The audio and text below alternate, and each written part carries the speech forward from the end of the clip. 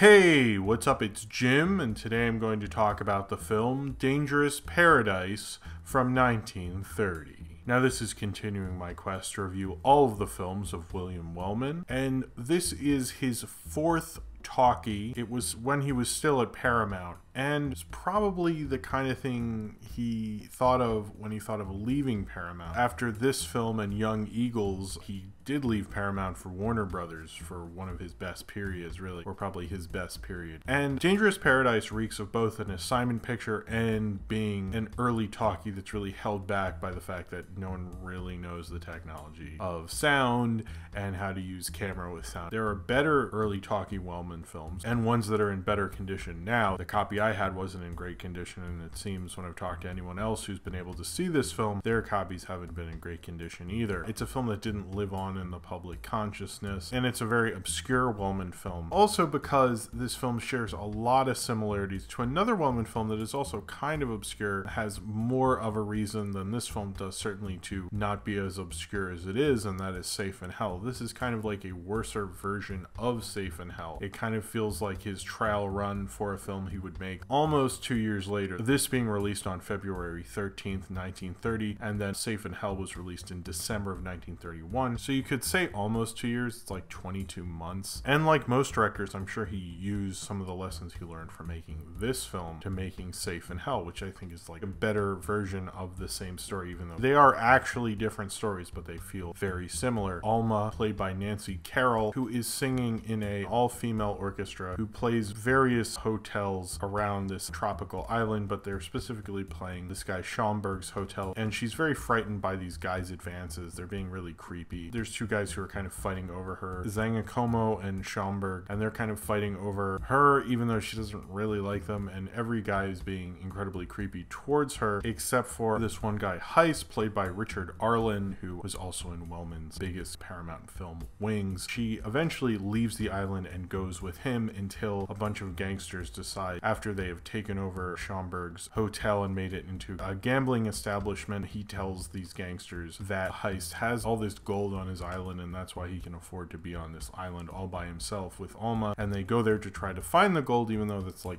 not true like whatsoever, but they try to go and take the gold back and try to get Heist and also try to get Alma as well. Now, this is based on the 1915 novel Victory by Joseph Conrad. It just takes a part of that novel. There have been other films made of Victory. This film has a happy ending, which I'm assuming Victory doesn't, but I know nothing of that book, which is a similar change that was made to the 1919 silent film. Certainly having a woman stuck on a tropical island with all these creepy dudes who are making advances to Nancy Carroll is similar to what happened to Dorothy McHale in Safe in Hell. And you can kind of see this as almost a rough draft of that, because I don't think this film is nearly as well made as that film. Now, you can say this is an early talkie film and the camera wasn't able to move as much as it once would, particularly with Wellman after Public Enemy or Other Men's Women. The camera seemed to move a lot more. He seemed to be a little better at doing that. And there's certain shots that work. Not only is the sound not mixed very well, there's certain scenes at the club where people are just laughing too loud because clearly they weren't on another channel. It definitely works and makes it feel like you're at an annoying club or something, and I kind of get, I guess, the theory behind doing that. And there are a couple scenes like that, but it just felt like they kind of didn't exactly know what they were doing yet, and so this is like the best they could do. There were a lot of wide shots that didn't really invite you in. I felt really separated from the film, and the copy wasn't great in the sound. This is an early talkie. I do like watching early talkies, but sometimes the sound quality is such that it's kind of hard to really get into. It's also interesting to note that this film was actually refilmed in various different languages. It was refilmed in German, Italian, French, Swedish, and Polish, which was done at the beginning of the talkie era, like they did it with Dracula. I know they made a Spanish language version at night and just using the same sets. Supposedly, I keep reading, but it seems very unconfirmed that they use some of the action sequences. There aren't that many. That won some shots that Wellman did and put them in the other language films, but those were actually directed by other people. Wellman didn't do those. And if this film is fairly obscure, I'm sure those different versions are fairly obscure also. It was basically a way, because silent film you could just send anywhere. You didn't need to redub it, and it was ready for any language. And I guess what they needed to do is just refilm it in different languages. That was the idea at the time. They didn't keep that up for a while, but they did it then at least. It's not just rough because the quality of the copy was rough and the sound is rough and stuff, but that doesn't help. It doesn't have that much of a plot per se. It's only an hour. It's not even an hour, and it works within that runtime. It's hanging on something that doesn't really feel like it's a complete narrative. It feels like it's kind of taking on all these big things, and it does feel like it's a part of a larger story. I also think that Nancy Carroll as Alma, she's all right, and I think one of the things with Wellman and actors and actresses is that he really builds the film around a performance. Whether you look at something like Public Enemy or Star is Born, a lot of his films, he really builds the film around that actor, and the actor really has to be good. It's like he's done his job, now you need to do yours. People always say he didn't have the greatest relationship with actors. If you think of his greater films, they're all great films that are based on performance, not like direction. There's not like all this showy direction. To get that performance to work, you always think of how great of a performance that is, whether it's Henry Fonda in The Oxbow Incident, Cagney in Public Enemy. A great number of his films all have that in it. In this film, when you have someone like Nancy Carroll, who doesn't really,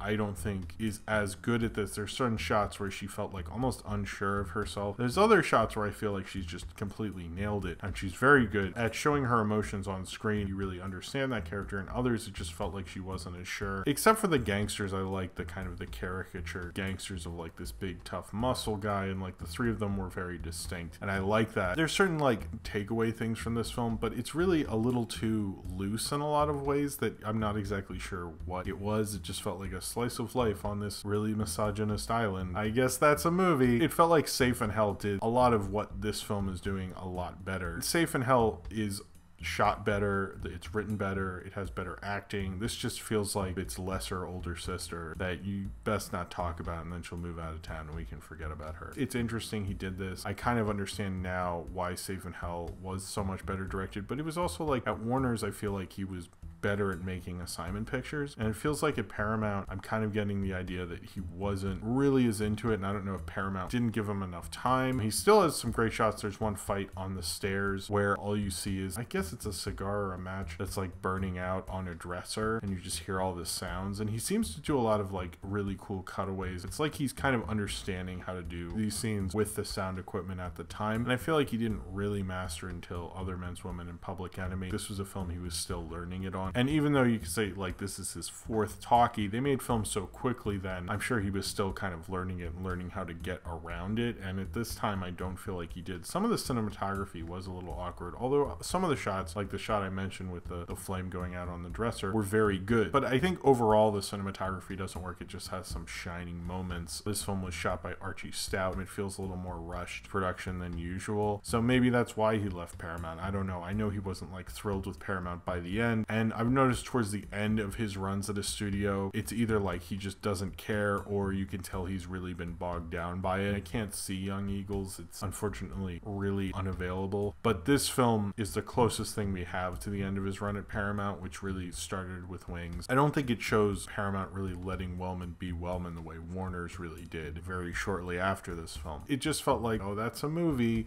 it's based on Victory, we're fine, but it didn't feel like they were really doing the kind of moralistic kind of woman's picture tales that Wellman was a lot better at. This film's not really saying anything. It's not really telling you a distinct story. It hops around between characters. It didn't feel like it worked as well with Wellman. He was as confused as kind of the story is, because it's trying to tell a major novel and just tell a small little part of it, but keep a lot of little instances in. I don't know if Victory was a big book at the time, but I feel like Dangerous Paradise didn't really take advantage of Wellman as a storyteller, it just took advantage of him as a director. His better assignment pictures understood that he was more of just a storyteller than just a guy who's just going to try to make this film exactly how the studio wants it. It felt like he would make the film and make it a good, decent picture. And this feels like an assignment film that's kind of flying in the face of all that and not really letting Wellman be the great storyteller he was. What you get is a messy, rough, early talkie assignment picture. That's certainly something for film buffs. It's nothing that you should really recommend. Every review I've read of it is like, Safe in Hell's a much better movie. And I'm completely agreeing with that. In fact, I'd much rather watch Safe in hell again, then really watch this again. It was kind of like an interesting little avenue, and I can see how he did the kind of same film but a lot worse a little bit earlier, and reminds me like